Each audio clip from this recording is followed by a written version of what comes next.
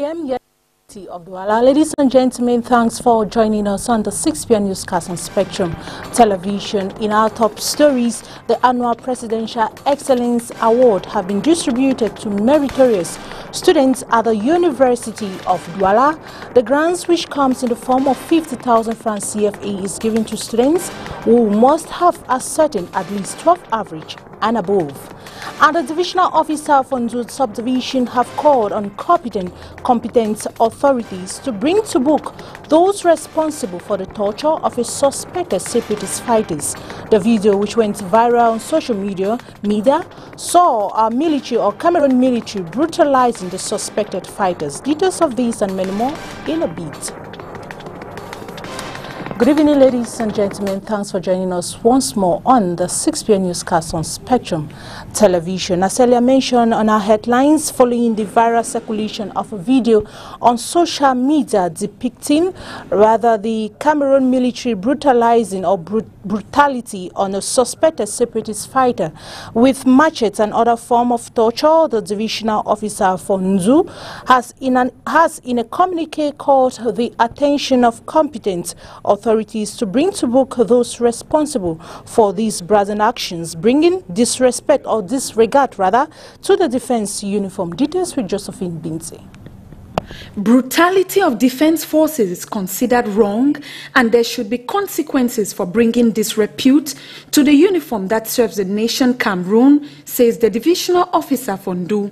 Defense and security forces have in the northwest region meted acts of barbarism and brutality on some suspected separatist fighters.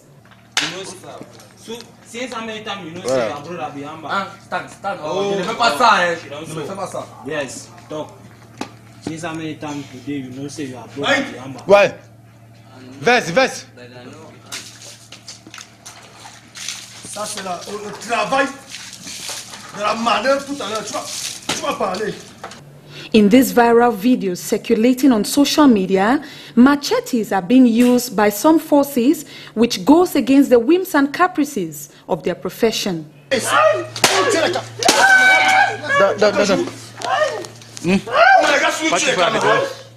Vous savez comment moi pour les gars c'est? On va te montrer.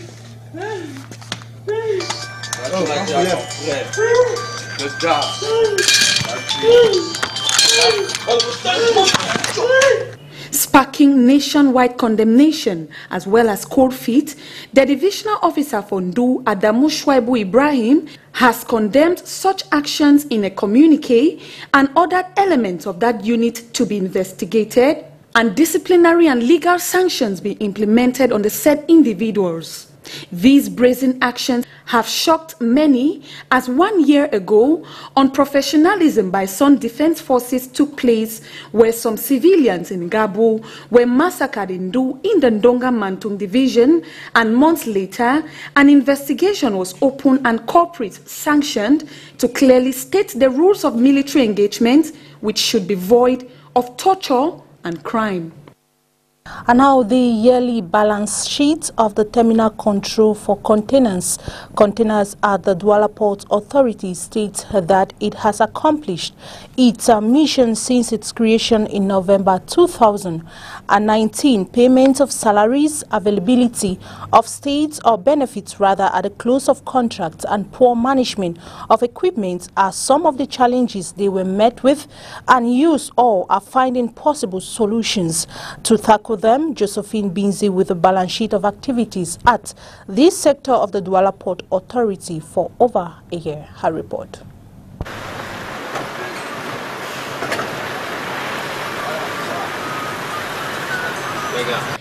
The Director General of the Douala Port Authority has instituted a department in charge of overseeing the financial management of the Port Authority within the management context, verifying the maintenance of installed equipment and public service, which also accompanies their mission.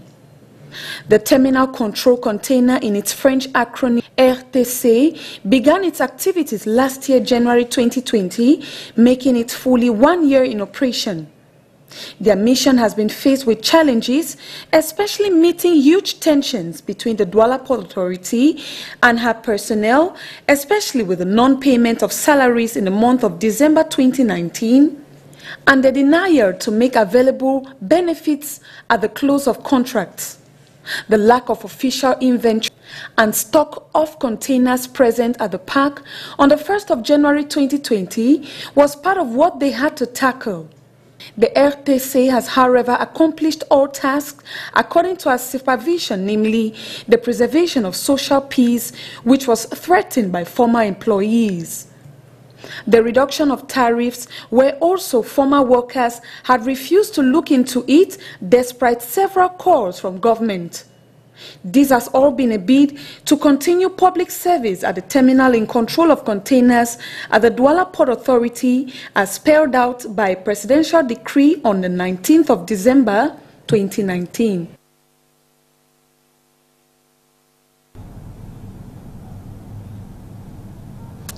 And now many meritorious students of the University of Douala have gathered in the university campus to receive the Presidential Excellence Grants for this academic year. Our reporter Christe Asek-Swele was at the university campus and files in this report.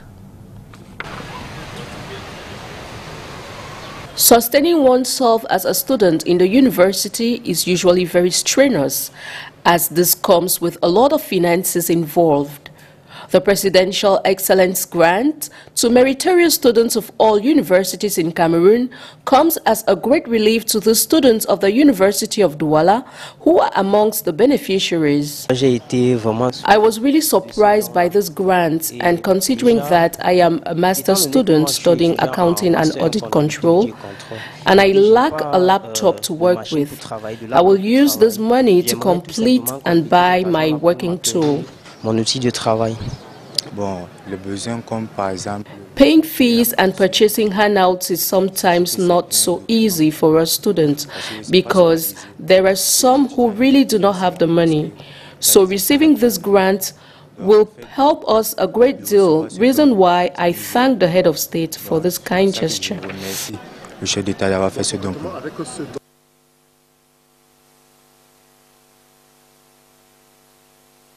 At least a 12 on 20 average in order to qualify for this grant of 50,000 francs CFA. Oui, c'est la première fois que je reçois ce don du chef de l'État.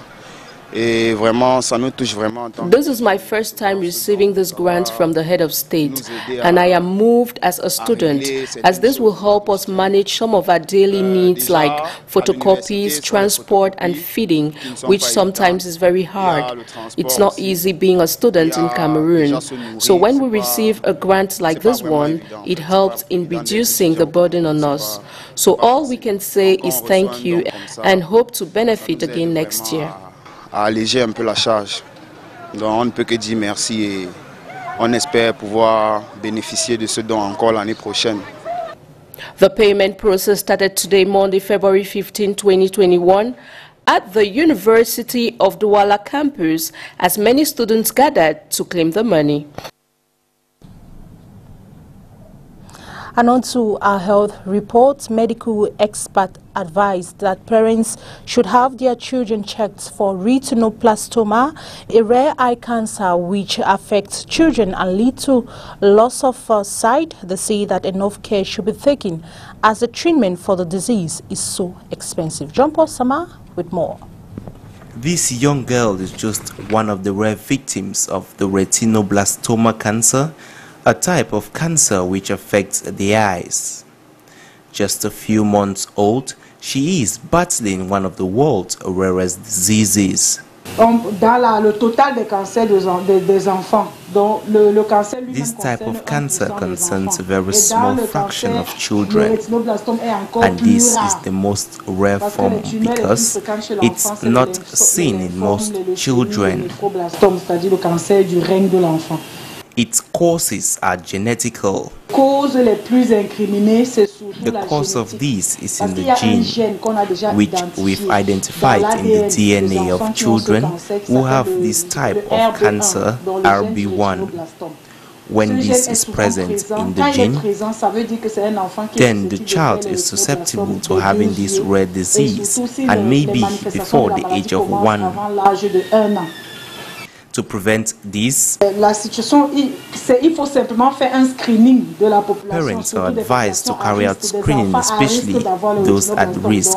But in the country, it's not easy to do the testing for this rare cancer as compared to breast and cervical cancers. The only thing we are counting on now is to arrest it at an early stage, and we are relying on parents to help us catch it sooner. Réclame beaucoup l'aide des parents pour découvrir la maladie à un stage vraiment au début. On the occasion of the celebration of the Retinoblastoma Cancer Day, the call from these young couples is that men of goodwill should come to their aid, as it is very expensive to treat this type of cancer. And now the 7th Synod of the South Fevrier region of the Evangelical Church in Cameroon has ended yesterday, Sunday, February 14, 2020, with a solemn worship service with 13 major resolutions that will serve as guidelines for the current year. More in the following report with Christe Asek-Swele. Important consideration will be placed in raising awareness with compliance to barrier measures against COVID-19 in 2021. This is one of the 13 major resolutions that is going to serve as guidelines for the current year in all the parishes of the Evangelical Church in Cameroon, South Fevrier region. L'une de ces résolutions réside dans l'appel à The call to the respect of COVID-19 barrier measures is one of the main resolutions, as the crisis was one of the elements that destabilized the church and most of its activities during this year. Sunday school, service, and even the main service as well as the choirs. As such, the regional office has to address a pastoral letter calling on the community of this region to face the realities of this pandemic, or better still, the resurgence of this pandemic, and call on them to respect all barrier measures. Nonetheless, many other important decisions have been taken during the 7th Synod of the South Fevrier region of the Evangelical Church in Cameroon. Nous avons donc pris aussi en compte les questions relatives à We also took into consideration questions related to the seriousness of the Church as partner to the education of children in schools, notably those operating clandestinely, to ensure that all the schools are regularized. These works that opened on Friday, February 12, 2021, ended on Sunday, February 14, 2021, with a solemn worship service at the New Belsus Evangelical Church in the Douala-2 municipality.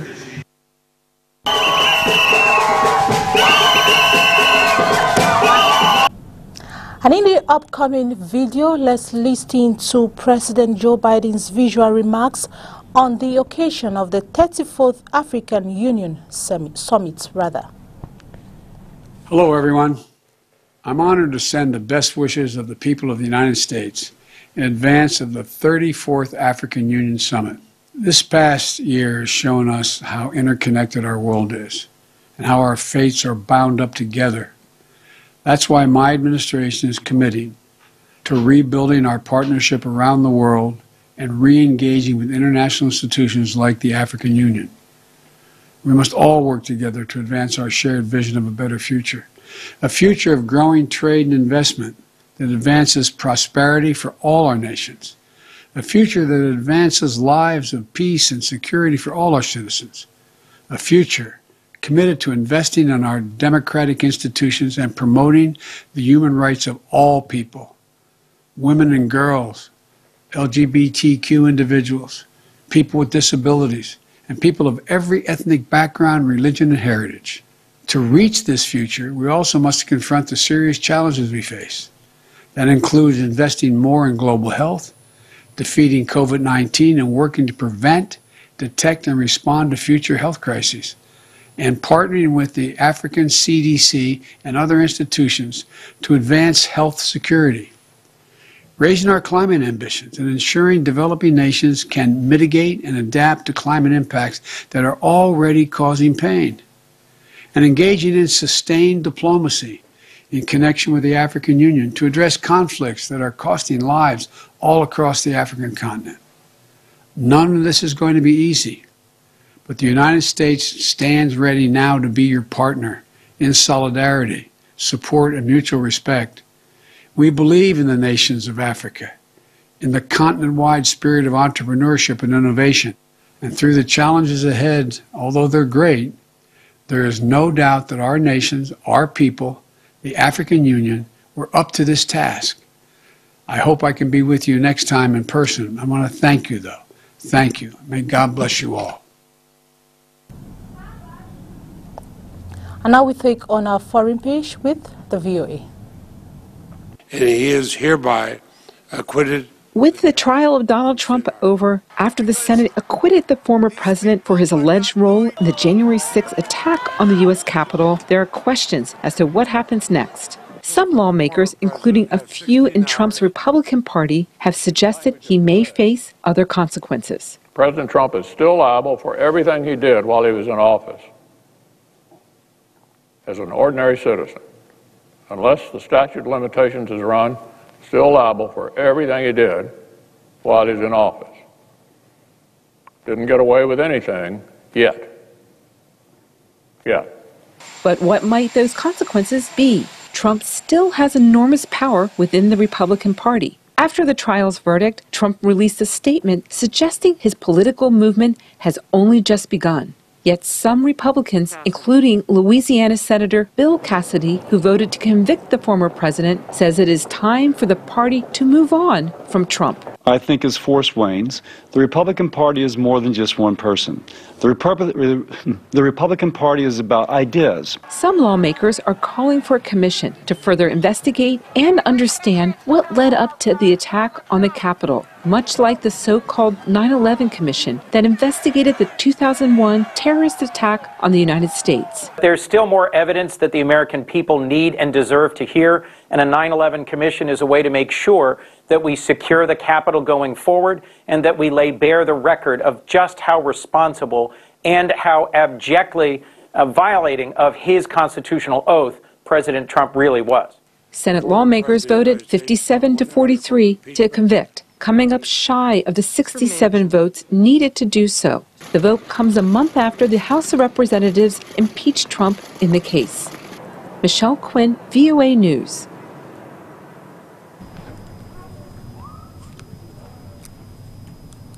And on to sports. Cameroon's team or Cameroon teams at the continental competition this weekend recorded victorious as Cotton Sport of Garoua and the under-20 national men's team all ended their games on a high. Details with John Paul Sama.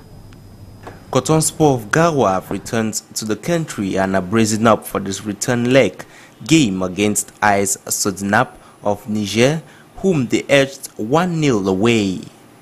A lone header from Cameroon international midfielder Thierry Twente was enough to see the Cottonites walk away with the victory later on in the match.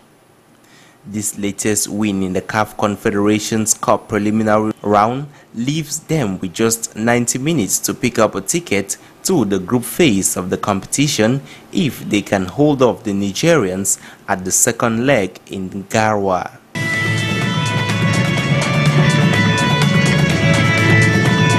Still on the continental scene, the under-20 Lions opened the African Cup of Nations in the junior category with a 1-0 success over host nation Mauritania.